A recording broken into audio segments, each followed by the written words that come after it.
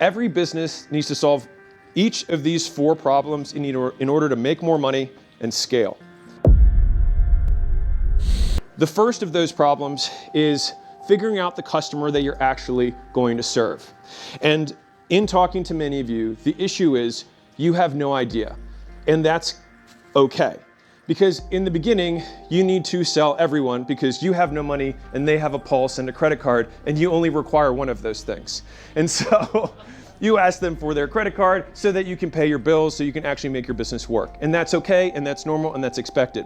But when you keep taking every single Tom, Dick, and Harry who can give you, a third down today and I'll pay you when I get paid and everything else. And they're like, hey, do you think you could, give me the world? And you're like, I could give you 2 worlds. And they're like, awesome, here's my credit card. Again, bill me on the 5th, that's when I get paid, right? And you deal with all of these bad customers and you promise the world, which is normal in the beginning because there's only you and you maybe can help this person in a completely unscalable way. And that's what you should do because you just need to generate income. You need to generate word of mouth. You need to help people out. Cool. But there comes a point, and it's usually around $1 million a year, sometimes $3 million a year, where the operational complexity of the business becomes really tough because now you've got a lot of different customers that all have different needs, that have different promises at different price points that you've sold, and they're still just you. And so this process is the sticking point. This is sticking point number 1. What you have to do is you have to learn how to say no to people who are not the ideal customer. And if you're like, well, I don't know who my ideal customer is, that is the problem. And so you take all of the customers that you have sold over your entire history, and then you look at them and you say, which of these people do I love? Okay, column 1. Which of these people have spent the most money? Column 2. Which of these people did I have the highest operational profit from? Column 3. Column 4. Which of these was the easiest to deliver on?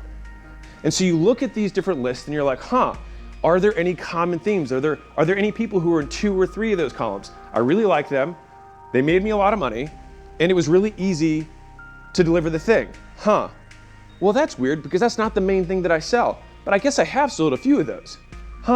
Well, if you were to then take that concept and say, well, if 10% of my customers are in this really ideal bucket, what if I had 100% of my customers that were just like that?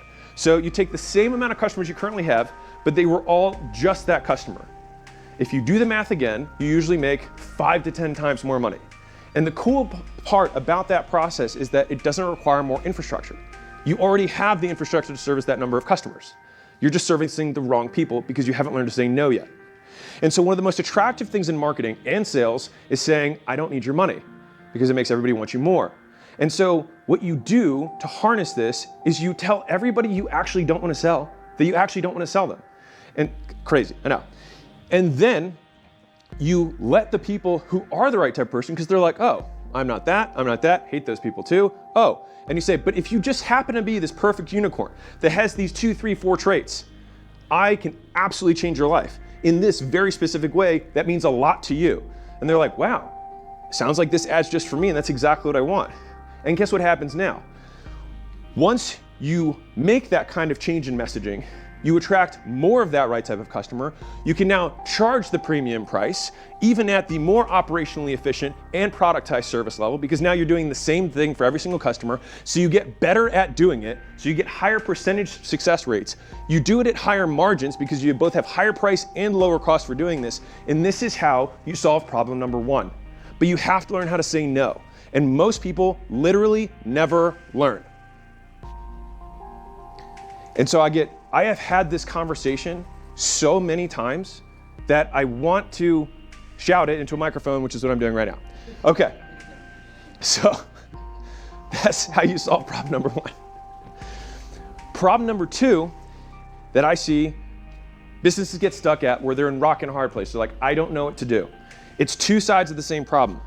You either charge too little or you pay too much. And I want to put caveats around this. I'm a big believer in hiring great talent. I'm a big believer in bringing good people in. Absolutely. But if you want to have a frozen yogurt store and you want to pay the people behind the counter 20% of revenue each, your business will not make money. If I'm lying, I'm done. If you have a physical therapy, where are you at? Physical therapy clinic. and you give 50% of revenue to every one of your people, tough to scale. That was somebody here. You have to nail the individual model where you can make enough money at full capacity. And so, which is gonna trickle into problem 3. But you get into this position where like, wait, I realize now that I can't give profit shares to every single person. I specifically can't give revenue shares to all these people. Or my salesman can't make more than I do, right, in the business. And maybe they do in the beginning, but at scale, they shouldn't be able to more than the owners, right? Then you have something that's mismatched.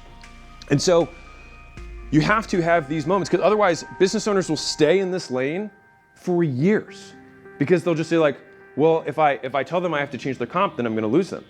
And I'm like, yeah, and if you don't, you'll never grow. So which one do you want to do? And so the nefarious part about each of these problems is that they have appearingly impossible issues with each one of them. With the first one, you're like, well, I can't say no to money because I need the money in order to pay my bills. But by saying yes to people who aren't the ideal customer, then I will never be able to grow this business because I won't be able to charge the premium prices, get the best customers, have the operational margin that I need in order to expand. And so all of these are rock and hard place problems, but you have to have the intestinal fortitude, and this is why your lifestyle is your competitor's opportunity. What you require to live on is what prevents you from being aggressive in the business to make the best decisions of the business, because the business doesn't care. Like the ideal perfect version of your business exists. You just have a number of steps that you have to take to get there. And the people who get there faster are the ones who are willing to stomach uncomfortable conversations, low profit months, and a hit on their lifestyle for extended periods of time. And so you being able to be aggressive with your lifestyle, when I say aggressive, I mean being able to live on very little, especially when you're in that 1, 3, 5 million a year range, allows you to take bigger risks, think longer, because you're like, okay, we're gonna change this thing. Well, I've got 100 grand saved up, and so I can stomach a year if I need to take nothing out so that we can make this pivot, because this is what's right for the business now. And more specifically, this is right for the business for the next 5 years. And so, rock and hard place. So if you're with I have all these employees and they're all compensated incorrectly, you have to sit down and you have to say, hey guys, and this is how I deal with all really hard conversations. I just tell the truth. I messed up. I said that I was gonna help you guys grow with this business. I said we were gonna do these big things, but based on the decisions that I made, because I'm a numbnuts, I mispriced your compensation. And because of that, I'll never be able to give you career growth. I'll never be able to reinvest in you.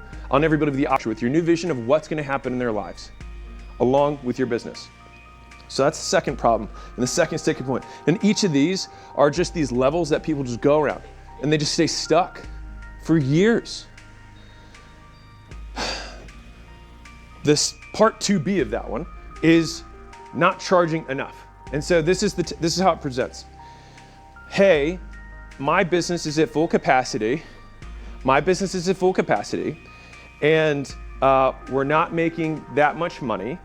And so I think I need to open a new location, or I need to add another product line. When this is the core thing of the business.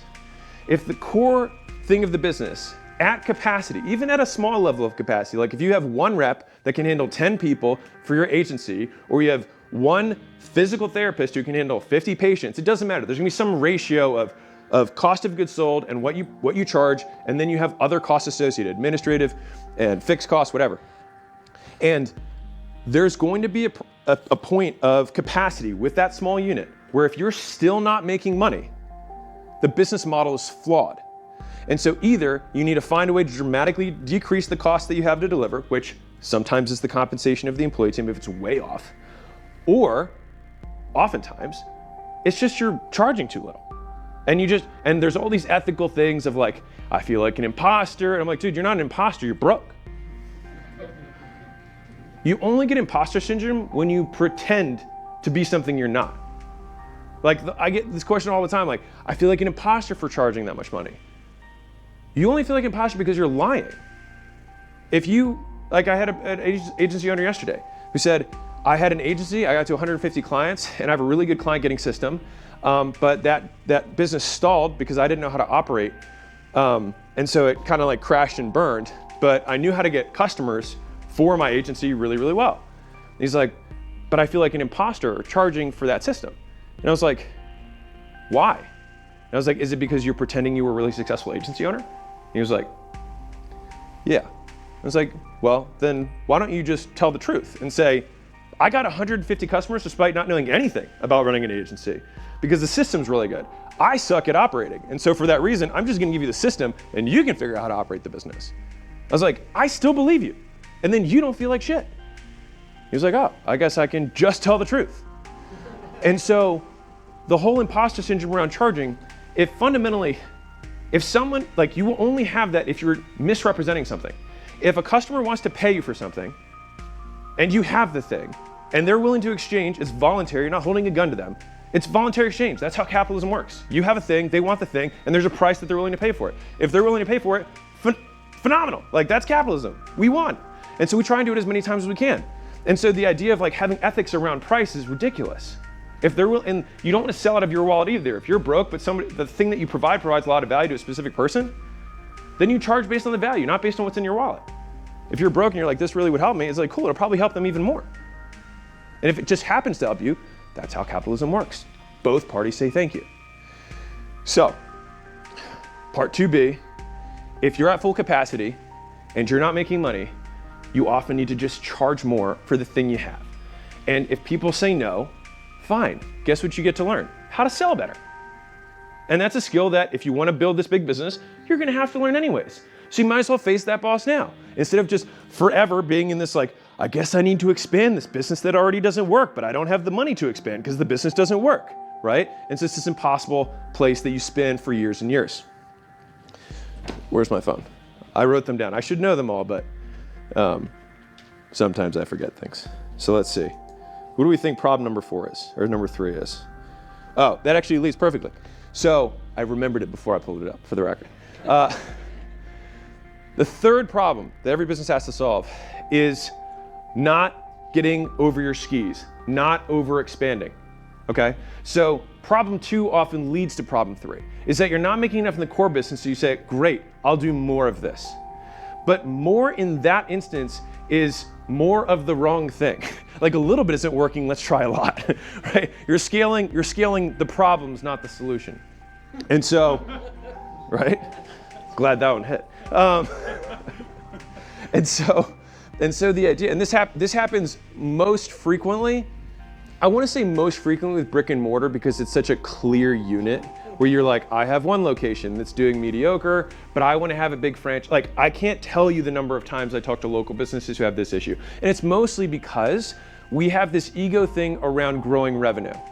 And so a lot of you guys are like, and I say, what's your goal? And it's like, I want to go from 1 million to 3 million. I want to go from 3 million to 10 million. I want to go from 10 million to 30 million, whatever it is, right? Like everybody's got this big number goal. And so what happens is you make the goal the thing that you focus on. But when the goal is an output, you then get weird about inputs because you try and make the output occur, rather than thinking, I have to fix this model where once I get the inputs clear, I jam as many high quality inputs into it, and then revenue occurs. Revenue is a consequence, not a goal. And so the inputs that we put in the system, so when we make what we're gonna do for content, we talk about how many pieces of content we're going to make, what the schedule of that content is, what's the checklist we're going to follow that will increase the likelihood that these video views go to the right people and get the most of them to see it. If we hit 100 million, not who cares, of course we care, but what will it change about what we do? All we know is that it'll just give us feedback to change our inputs. But if you make me hitting this number and not attach it to what you have to do, then you start building really stupid things. And so this is the classic internet marketer who scales too fast for their course business. This is the agency who just takes on lots of clients because they want to hit this revenue goal, or the brick and mortar business owner who opens up a second location when their first one isn't even working. And so it's like they want to get to 3 so fast that they'll never get to 10. And so we did that little thing earlier where if you build, a building as fast as you possibly can, you can't add more on top of it. It just breaks. The foundation is not there. And so oftentimes, the fastest way to a $100 million business is slower to 10, but faster from 50 to 100. And so if you can actually have that perspective, you won't care if it takes you 3 years to get the single location right. Because once it's dialed, then when you copy paste it, it works. And so the big thing that's missing when you're doing the overexpansion thing, I'll tell you what the core issue is. It's who. You sell too many people too fast before you hire and train good enough people to backfill. And then you get too many people in with not enough talent, but you have bodies and not brains. And so now you have to keep selling more people to manage your overhead of all these dumb people that you haven't taken the time to train. And they're dumb because of outputs, and the reason that they're dumb is because you didn't train them, and the real dummy is you. Because either you weren't patient enough to interview more people, or you weren't patient enough to train them. But both of them are your fault. So, you get overexpanded because you have this arbitrary goal that was around growth and not quality. Quality creates growth. Growth creates bloat. So if you make growth the goal, bloat is what occurs. If you make quality the goal, growth occurs as a result. So make getting better the goal, and then you will get bigger. If you make bigger the goal, you'll get bigger and you'll get worse. And so when I hear the many problems that come here, oftentimes you're over your skis, you overextend, you have too many people and not enough smarts. And so rock and hard place. I have to keep selling these customers so I can cover this overhead, but my reputation's getting worse and worse and worse because I can't deliver on the promises, but I have to keep making the promises so I can pay my bills. And that's where your lifestyle comes into play again. You're like, I made a goof up. I need to decrease my lifestyle. I'm gonna stop taking money out of the business. And I need to have some hard conversations, and I probably need to work overtime for a while. The thing is that the overtime isn't like a week or a month. Sometimes it's years. And it's tough, you know, like it's tough. You give up weekends over and over and over and over and over again. It's not like you give up weekends, you don't remember the last time you took one, right? And so I say this out of care, but like, you have to be, like, the hardest part of being in business is that you will always encounter these rock and hard place scenarios because you don't know everything. And until you've been there, you're like, this is all going great until it's not. And then you realize you're whoopsie. And so I think your willingness to endure the pain of undoing your poor decision is what will get you out of the long-term pain faster. But the short-term pain is way worse. And this is where the growing pains come in, because let's say you do, and then you get excited and you make another dumb mistake, and then you have to repeat the process again. And so the thing is like the entrepreneurial growth path, the pain of it is the big mess ups you realize you make that you then get into the rock and hard situation. And most people can't make a decision, so they just straddle it and stay in the mediocre middle, destroy their reputation, and stay stagnant for years. And so you have to, like, whatever that hard sticking place you're at is you just have to confront it as fast as humanly possible. And so it's like, I always would rather have intense short-term pain rather than very long-term pain of not living up to what I think I can do. So that's sticking point number 3. Number 4. I will say this until I'm blue in the face. But the 4th problem that every business owner has to conquer is focus. And what is so nefarious about focus, it's so sneaky, because we're rewarded as entrepreneurs for taking a leap of faith, for taking a jump when there's nothing there, and then something starts to work. And so that's such a rewarding experience. You go from complete control to complete freedom. Well, technically you go back to control again, but I won't get into that. And in that moment, you're like, this was the best decision of my entire life. And the problem is that you should never do it again. Because what happens is you reinforce such a strong loop where you're like, man. And then when this gets hard, like my job was, you then think, oh, I'll do the same thing I did last time. I'll switch. I'll try something new. And then that'll be exciting and new, just like in your relationship. And then all of a sudden, you get out of the honeymoon phase and you realize, oh, there's problems in this business too. And then you're like, oh, I'll do what worked that other time. It still worked half of the time. And so then you jump again. But the reason that it's so nefarious, besides the fact that it's encoded in your DNA from being an entrepreneur, from quitting your first thing to do this to begin with, is that every time it looks different. And that's why focus is so tough. And there's always a very strong argument for why you should do the new opportunity. And that's why, by the way, as a sales pitch, new opportunity is a great way to sell. Because It's so hard to have the discipline to be like, nope, I'm just gonna keep doing the thing that I've been doing for 10 years, and I know the good and I know the bad, but I know them both.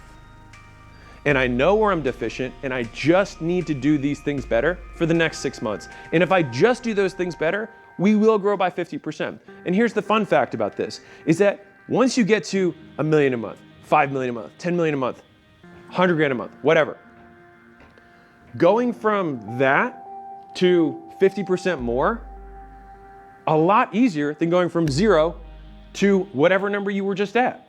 So if you have your current thing, you forget how much you've learned about what you're in. You're in there for 3 years, 5 years, however many years you've been in real estate, right? A lot.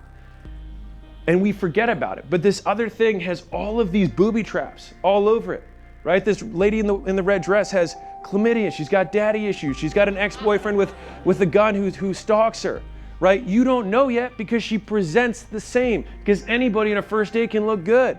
Anybody on one sheet, it's like, hey, my buddy's making a killing on this, right? And he's like, oh yeah, I married her sister. Didn't tell you about the baggage, right? That's part of it. And that's why the focus part is so tough. And I had to define focus for myself. And I'll define 2 words for you because it's helpful for me. So one is commitment. What is commitment? A lot of you guys are like, I'm committed. Commitment is the elimination of alternatives. Very simple. And so if you want to become more committed, you eliminate alternatives. And so there's an old story of this where the football coach asks one of the kids on the football team out to breakfast. And so, they're sitting there having a good time, talking about his game, talking about his future. He says, I'd like to play college ball. And he's like, I think you could. I think you could play college ball. He's like, but you might not too. He's like, well, what do I have to do? He's like, well, it depends. He's like, depends on what? He leans in. He's like, are you interested or are you committed? He's like, well, I'm committed. He's like, I don't know if you are. He says, you see your plate? And he's got eggs and he's got ham on his plate. He says, the chicken's interested. He's like, the pig's committed. And the point there is that in order for that breakfast to occur, the chicken keep having eggs over and over and over again. But that pig only has one breakfast it's serving. And so the same way is that we have to eliminate alternatives. It's what we, like the word decision comes from the Latin decidere, which means to literally cut off or to kill off. And so the idea is, what are you killing today? What really juicy, incredibly sexy opportunity that you could crush, you turn down today because you made a commitment. And I've been thinking a lot about the decisions in my life that have had the biggest return. And the more I've thought about this, the more I think that, actually I'll read this to you because I think it might come across better that way. So I wrote this down earlier today,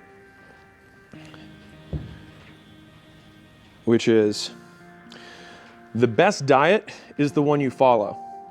The best person to marry is the one you stay with. The best business is the one you stick with. The thing that makes it the best isn't the thing itself, it's our commitment to it. And so there's a lot of different diets that work if you stick with it. There's a lot of different businesses that will work for you if you stick with it. But none of the diets will work if you don't.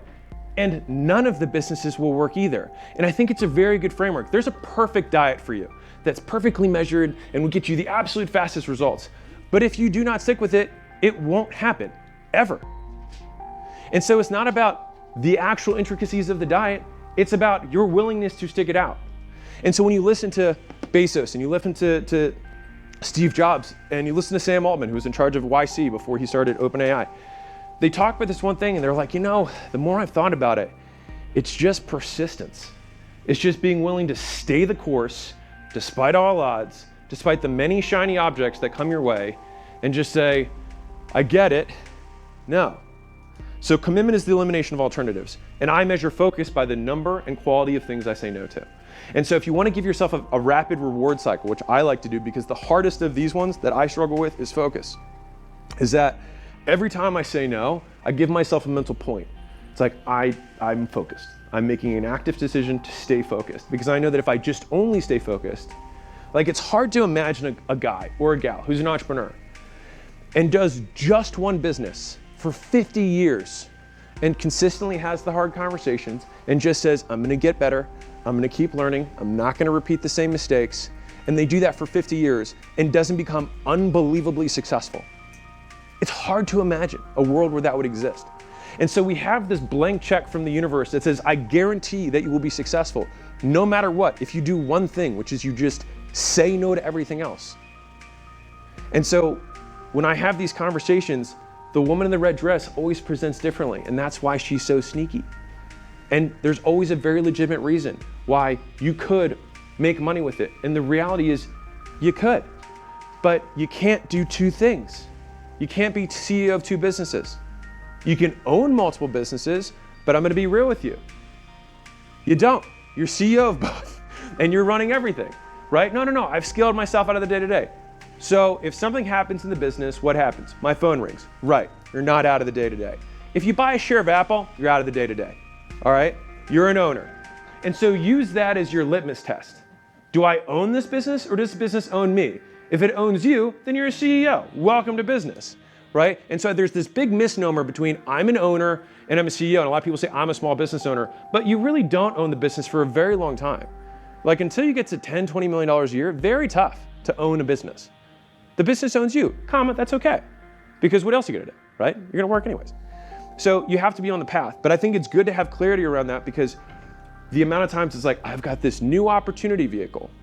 And people always quote my story back to me. They're like, hey, but you had the gyms and then you started doing the turnaround business. Yeah, I was 26. And before that I had 9 businesses and I made no money. And so this was a big improvement for me, right? But the real question is not, did it work, but was there an alternative that would have also worked? Which is, if I had just stuck with gyms, being super real, at this point in my life, I probably have 200 or 300 locations. Probably worth the same amount of money I am now. And so there's the fallacy of success, which is, if I do this thing, it will work. And the fact that it works meant that it was the right call, but you can have multiple outcomes that lead you to where you want to go. But when you straddle multiple is where you guarantee that you'll never get there. And I'm just saying this and I'm trying to beat this into the ground because one, I'm shouting at me, mostly, but also because it's probably a third of the conversations I have on a regular basis. And the crazy thing is that all the problems I just said have nothing to do with, I need more leads, I need to learn how to sell better, I need to follow up my leads faster, I'm not retaining customers, none of that. These are the things that get you stuck. These are very easy problems to solve. Market more, do more reps on the sales, reach out faster. These are not complicated things, but it's all this crap that we stay stuck in because we stay in these rock and hard place scenarios, which are the real core issues. And the last problem, bonus, that I see on a regular basis that walks through these doors is you have a product and you don't have a business. So you sell one widget one time to one person. There's no back end, there's no upsell, there's no recurring, there's no revenue retention. That's, from the strict definition of a business, it makes money. So it is technically a business, but it is not an asset that is valuable. And so that's something that you will consistently have to put inputs into rather than it be self-sustaining. And so I've always been in the world, and probably you are too, where like I will solve any problem, no matter how complex, once. But I don't like having to solve them the same thing over and over and over and over again. But when you're in that business, you have to just keep doing the same thing over and over again, and the day that you stop is the day that it dies. Which really just means that it's an amplified version of you in terms of a job, which again is fine, but I would rather build an asset that I can own rather than just a slightly fancier, higher leverage job for myself, if I can afford to do it. And so when you're thinking about this with your business, to be clear, it's selling a better or extra version or recurring version of whatever your thing is so that people will buy again. Now, there are businesses where it is reoccurring rather than recurring. Coca-Cola doesn't have mono subscription, but they know that I buy and I will buy again. And so if people are not buying your product again, then figure out why.